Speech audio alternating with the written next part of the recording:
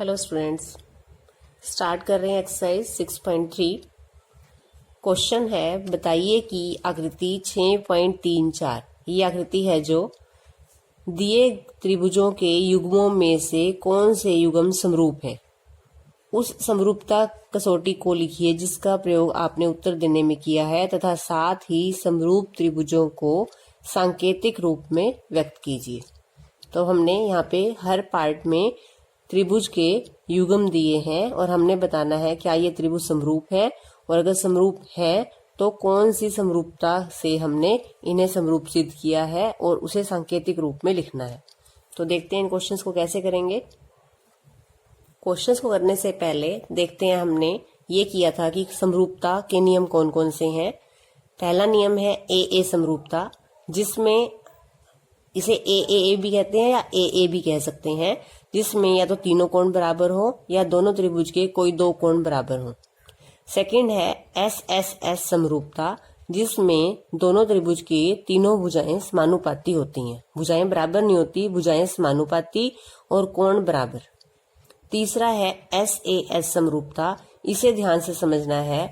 S समरूपता क्या होती है? यदि दो त्रिभुज में कोई दो भुजाएं समानुपाती हों, कोई भी दो भुजाएं, फॉर एग्जाम्पल अगर मान लो ये भुजा हमारी 2 है, ये भुजा हमारी 3 है, ये भुजा हमारी 4 है, ये भुजा हमारी 6 है, तो हम ये देखेंगे कि जो 2 है इसका दुगुना 4 और 3 का दुगुना 6, तो ये दोनों भुजाएं समानुपाती हैं। तब हमें इन दोनों भुजाओं के बीच का कोण ये और इन दोनों भुजाओं के बीच का कोण ये बराबर होना चाहिए, तभी ये समरूपता लगेगी एस। यानी कोण कौन सा होना चाहिए? जो दो भुजाएं हम ले रहे हैं उनके बीच का कोण, तभी एस समरूपता लगेगी। तो इन तीनों समरूपता का प्रयोग करके हमने क्वेश्चन करने हैं 6.3 के। तो देखते हैं क्वेश्चंस को कैसे करेंगे। फर्स्ट पार्ट है, दो त्रिभुज दी हुई हैं, हमने देखना है क्या ये समरूप है या नहीं। तो हम यहाँ पे देखते हैं कोण ए और कोण पी दोनों 60 डिग्री के हैं, ये दोनों कोण 80 के हैं, 40 के हैं, तीनों कोण बराबर हैं, तो त्रिभुज समरूप है। तो कैसे लिखेंगे? कोई दो कोण बराबर लिख दो आप। कोण ए बराबर कोण पी और कोण बी बराबर कोण क्यू। तीनों भी लिख सकते हैं, लेकिन क्योंकि दो कोण बराबर होने से भी त्रिभुज समरूप होती हैं, तो मैं यहाँ पर दो ही कोण लिख रही हूँ। ए कोण पी के बराबर है, बी कोण क्यू के बराबर है, तो क्या लिखेंगे? ए समरूपता से, समरूपता की कसौटी लिखनी है हमने। ए समरूपता से। अब त्रिभुज समरूप तो है, लेकिन त्रिभुज का नाम किस तरह से लिखा जाता है वो समझना है आपको। त्रिभुज, अगर मैंने यहाँ ए लिखा, अभी पूरा नाम नहीं लिखना, समरूप का निशान डालो। समरूप तो है त्रिभुज। ए कोण का संगत भाग क्या है? पी, तो यहाँ पे आएगा पी। उसके बाद बी का संगत भाग है क्यू, अगर यहाँ बी लिखा तो यहाँ आएगा क्यू, और तीसरा जो भी पॉइंट है सी, और यहाँ है आर। तो इस तरह से एक एक पॉइंट लिखना है, जिसका संगत भाग है उसी के सामने लिखना है, तभी समरूपता की जो त्रिभुज है वो समरूप जो है त्रिभुज की समरूपता इस तरह से लिखी जानी है। और देखते हैं आपको समझ में आएगा किस तरह से त्रिभुज के नाम लिखने हैं। हमने पहले देखेंगे त्रिभुज समरूप है या नहीं, उसके बाद इस तरह से नाम लिखना सीखेंगे। अब यहाँ देखते हैं, यहाँ पे भुजा 2, 3 और 2.5 है। इस त्रिभुज की भुजाएं हैं 6, 4 और 5। आपने ये देखना है 2 का डबल यहाँ पे 4 है आपके पास, 3 की दुगनी यहाँ पे 6 भुजा है और 2.5 का दुगना 5 है। तो तीनों भुजाएं जो है इनके दुगने यहाँ पे तीनों भुजाएं हैं, तो हम यहाँ पे क्या निकालते हैं? तीनों भुजाओं का अनुपात। अब ए बी का अनुपात हमने निकालना है क्यू आर से, क्योंकि 2 की दुगनी 4 है, तो यहाँ पे हमने निकाल के दिखाना है A B by Q R. कितना आएगा? 2/4, काट के कितना आ जाएगा? 1/2। पहली भुजा का अनुपात निकाला। दूसरी भुजा ये लेते हैं बीसी। बीसी 2.5 है, इसका दुगना ये पी आर है, बीसी के बाय में लगाना है हमने पी आर। बीसी भुजा है 2.5, पी आर भुजा है 5, 2.5 का दुगना 5 होता है, काटोगे तो ये आ जाएगा 1/2। इसी तरह से तीसरी भुजा का अनुपात ए सी बाय पी क्यू। कितना आ जाएगा 3/6, काटोगे 3 के पहाड़े पे तो कितना आ जाएगा 1/2। तीनों भुजाएं समानुपाती हैं तो क्या लगी एस एस एस समरूपता से त्रिभुज समरूप है। अब जब त्रिभुज का नाम लिखना है तो अब देखेंगे ए बी भुजा का संगत भुजा है क्यू आर, तो ए बी की भुजा है तो पहले यहां मैंने ए बी लिखा, समरूप का निशान इधर लिखा क्यू आर। अब तीसरा लिख देंगे सी और यहाँ पे तीसरा पॉइंट क्या बचा है पी। तो इस तरह से लिखना है त्रिभुज ए बी सी समरूप है त्रिभुज Q R P. Next part करते हैं। थर्ड पार्ट में देखेंगे यहाँ पर हमें तीनों भुजाएं दे रखी हैं, 2 की कोई दुगनी भुजा यहाँ पर 4 है। जरूरी नहीं है कि हर बार 2 से गुना होके आएगा, 3 से गुना होके भी आ सकता है, लेकिन सभी का सेम गुना होना चाहिए। 3 की दुगनी भुजा है यहाँ पर 6, 3 को 2 से गुना करते हैं तो 6 आता है। 2.7 का दुगना 5.4 होता है, लेकिन यहाँ पर 5 है, तो तीनों भुजाएं यहाँ समानुपाती नहीं है, तो ये दोनों त्रिभुज समरूप नहीं है। तो लिखेंगे कैसे, MP के बाय में DE निकालते हैं, MP भुजा बाय DE, ये है 2/4, काट के कितना आ गया 1/2। फिर हमने अनुपात निकाला LP का DF का, LP बाय DF, ये आ गया 3/6, काट के आ गया 1/2। तीसरी भुजा जो है LM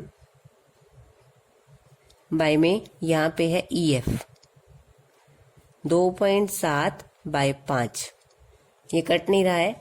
अब हम क्या लिखेंगे, तीनों भुजाएं समानुपाती नहीं है, तो क्या लिखते हैं यहाँ पर MP बाय DE बराबर है LP बाय DF बराबर नहीं है LM बाय EF।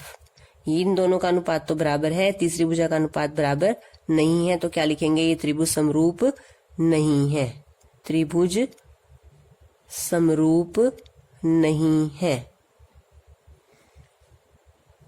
तो अब यहाँ पर हमने इस तरह से समरूपता का निशान डालकर त्रिभुज के नाम नहीं लिखने, क्योंकि त्रिभुज समरूप नहीं है। ये पार्ट करते हैं। इसमें हमें क्या दिया है, 2 भुजाएं दी हैं, इस त्रिभुज की भी 2 भुजाएं दी हैं और दोनों भुजाओं के बीच का कोण दिया है। जो भुजाएं हमें पता है उन्हीं के बीच का कोण दिया हुआ है। 2.5 का दुगना कितना होता है, 2.5 का दुगना यहाँ पर 10 है, 2.5 का दुगना तो 5 होता है। तो देखते हैं, ये भुजा यहाँ पर 6 नहीं है 5 ही है, तो 2.5 का दुगना 5 है, ये इस भुजा का दुगना है, और 5 का दुगना 10 है, और दोनों के बीच का कोण 70 डिग्री है। तो दोनों त्रिभुज क्या है, समरूप, और समरूपता कौन सी लगेगी, SAS। करना कैसे है, पहले इस भुजा का अनुपात इससे निकालना है क्योंकि इसका दुगना है, MN बाय PQ। 2.5/5, 2.5 में 2.5 का दुगना 5 होता है, तो काटेंगे तो कितना आएगा 1/2। अब इस भुजा का ML का अनुपात निकालना है QR से, ML बाय QR, 5/10, काटोगे तो कितना आएगा 1/2। दोनों के बीच का कोण, इसका M और इसका Q, तो कोण M बराबर कोण Q, यही हमें चाहिए था। 2 भुजाएं जो हमने ली हैं उन्हीं के बीच का कोण होना चाहिए, तो कौन सी समरूपता लगी, SAS समरूपता से, SAS समरूपता से। अब त्रिभुज का नाम देखेंगे कैसे लिखना है। मान लो यहां से भुजा थी MN, पहले आपने कोई भी नाम लिखा MN, समरूप त्रिभुज।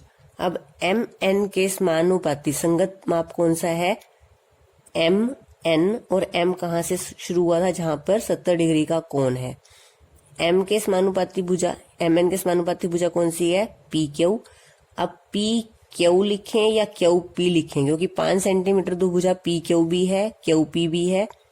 पहला नाम किसका आया, M का। M कौन सा बिंदु है, 70 डिग्री का कोण बन रहा है, तो यहाँ पर अब हमने PQ नहीं QP लेना है, क्योंकि Q पर 70 डिग्री का कोण बन रहा है। पहला नाम यहाँ पर M है, M का संगत भाग क्या है, संगत भाग क्या है, Q, तो M के जगह पर आएगा Q। MN भुजा लेनी थी हमने 2.5, इसका संगत भाग क्या है, PQ, तो यहाँ आ गया QP। अब MN तीसरा नाम क्या है, L, और QPR। इस तरह से नाम हमने लिखना है भुजाओं का। ऐसे कुछ भी नाम आपने नहीं लिख देना कि MNL लिख दिया, इधर PQR लिख दिया, तो इस तरह से नहीं लिखना। संगत भाग के सामने संगत भाग उसी नंबर पे आना चाहिए। नेक्स्ट पार्ट में देखते हैं। 2.5 की दुगनी भुजा है यहाँ पर 5, 3 का अनुपात यहाँ से निकालेंगे तो 6 के साथ बनेगा, 3 का दुगना है 6। अब हमने ये दो भुजाएं ली हैं, लेकिन इनके बीच का कोण जो है वो हमें नहीं पता, ये कोण दिया है, ये कोण इनके बीच का ही है, लेकिन हमें क्या चाहिए, कोण B चाहिए, जिसका हमें माप नहीं दिया हुआ। तो हम नहीं कह सकते कि दोनों त्रिभुज समरूप हैं या नहीं, तो हम लिखेंगे त्रिभुज समरूप नहीं है। तो किस तरह से लिखेंगे, पहले अनुपात निकाल के दिखाना है। AB का अनुपात किससे निकालेंगे, DF से। 2.5/5 काटेंगे तो कितना आएगा, 1/2। फिर हमने BC का अनुपात निकाला EF से, वो है 3 और EF है 6, काट के आ गया 1/2। क्या लिखेंगे, ये दोनों तो है समानुपात तो हैं दोनों भुजाएं, लेकिन कोण B बराबर नहीं है कोण F के, जो हमें चाहिए था। कोण B चाहिए था, कोण F चाहिए था। F 80 डिग्री का है, लेकिन B का माप हमें नहीं दिया हुआ, तो हम लिखेंगे कि ये त्रिभुज समरूप नहीं है।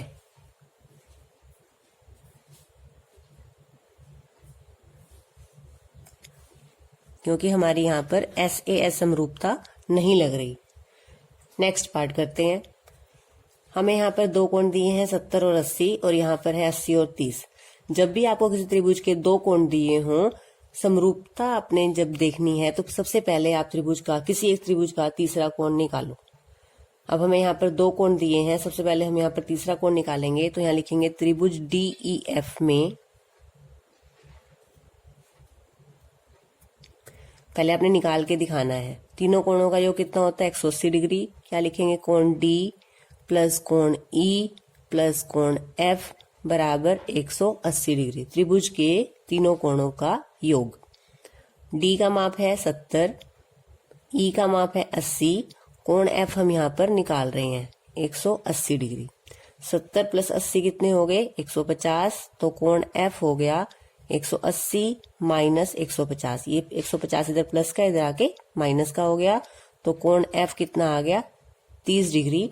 हमें नहीं दिया हुआ था F, लेकिन हमने यहाँ से निकाला है। कोण F कितना आ गया, 30 डिग्री का।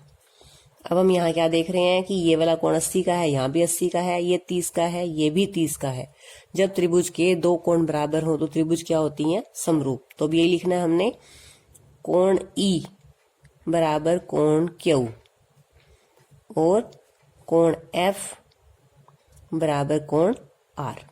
जब दो कोण बराबर हैं दो त्रिभुजों में, तो क्या लिखेंगे, AA समरूपता से